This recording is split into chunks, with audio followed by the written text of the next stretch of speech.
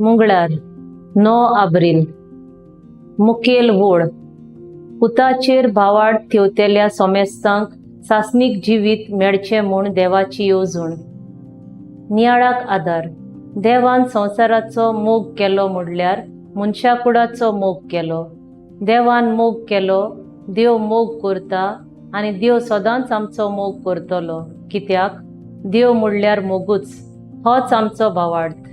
जिवितांत पिडा कोश्ट आडकोळी येतात तेन्ना आमी भावार्थान गोट रावूंक जाय।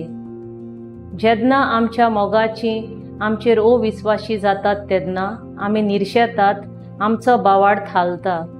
ह्या वेळार जेजूक उलो करूया, कित्याक तोच आमचो भावार्थाचो राजा।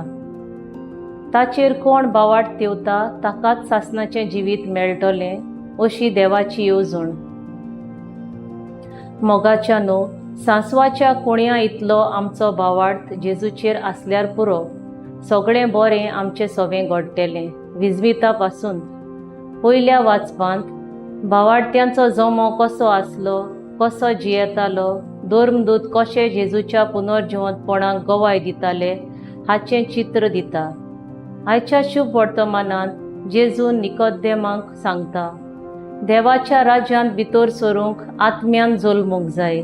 अशें घडूंक पवित्र आत्म्याचें बळ आमकां मागुया। आमी आमच्या भावार्थाचें जिवीत दुसऱ्यांची सेवा चाकरी करून भोगसणें दिवन सारचें, तेन्नाच आमी जेजूक मानवलोलीं जातलीं आनी सासणाचें जिवीत मेळूंक देवाची येवजण पूर्ण जातली। अशेंच जावं। म्हजो ताराव जेजूचेर भावार्थ दवरून सासनीक जिवीत मेळूंक हांव कोतकोत्यान मागतलीं।